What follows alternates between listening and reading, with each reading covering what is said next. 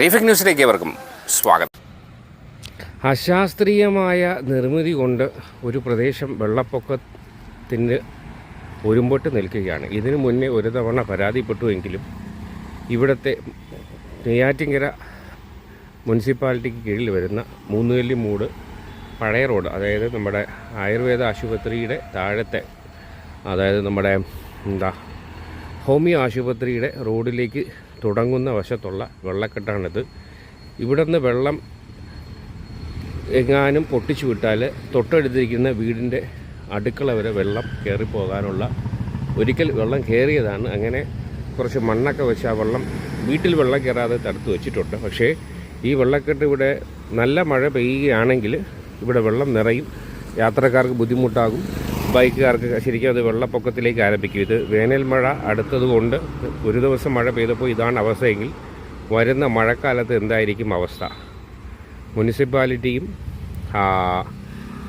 അതായത് മുനിസിപ്പാലിറ്റി മുൻകൈ എടുത്ത് ഇതിനൊരു തീരുമാനം എടുത്തില്ല എങ്കിൽ ഇവിടുത്തെ വെള്ളം മുഴുവൻ ഈ വീട്ടിൽ, അതായത് ആദ്യം കാണുന്ന വീട്ടിലേക്ക് ഇറങ്ങി ആ വീട് മുഴുവൻ വെള്ളത്തിലാവുന്ന അവസ്ഥയാണ്. അവിടെ 2 വൃദ്ധരായ മാതാപിതാക്കളാണ് താമസിക്കുന്നത്.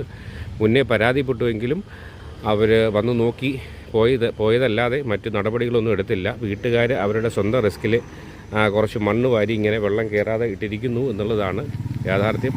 സത്വര നടപടി മുനിസിപ്പാലിറ്റിയിൽ നിന്ന് ലഭിക്കുമെന്ന് പ്രതീക്ഷിക്കുന്നു. എന്തായാലും ഇതൊരു അനാസ്ഥയായി പോകരുത്. കാരണം ഇത് വേനൽ മഴയിൽ ഒരു ചെറിയ മഴ പെയ്തപ്പോൾ ഇതാണ് അവസ്ഥയെങ്കിൽ മഴക്കാലമായാൽ എന്തായിരിക്കും അവസ്ഥ? എന്തായാലും ഇത് വേഗം ഇടപെടുമെന്ന് വിചാരിക്കുന്നു. കാരണം ഇത് ഇവരുടെ നിർമ്മിതിയുടെ ഒരു ദോഷമാണ്.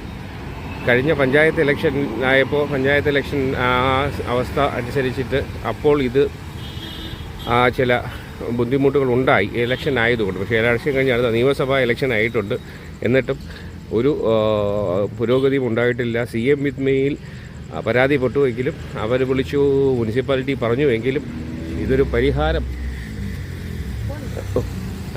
പരിഹാരം ഇതുവരെ ആയിട്ടില്ല എന്നതാണ് സത്യം. അതുകൊണ്ട് വേഗം നടപടി എടുക്കുമെന്ന് പ്രതീക്ഷിക്കുന്നു. ഇത് അവിടെ നിന്ന് മുകളിൽ നിന്ന് മെയിൻ റോഡിൽ നിന്ന് വരുന്ന വെള്ളവും ഇതുവഴി താഴോട്ട് ഇറങ്ങി ഇവിടെ കെട്ടുകയാണ് ചെയ്യുന്നത്. ഇതിന് പോകാൻ മറ്റു മാർഗ്ഗമില്ല. ഒന്നുകിൽ ഇവിടെ ഒരു ഓട സ്ഥാപിക്കുകയോ അല്ലെങ്കിൽ ഇവിടെ ഒരു ഹമ്പ് വെച്ചിട്ട് വെള്ളം താഴെ വയലും തോടുമാണ്, അങ്ങോട്ട് വിട്ടില്ല എങ്കിൽ ആ വീടും പ്രദേശം മുഴുവൻ വെള്ളത്തിലാവും.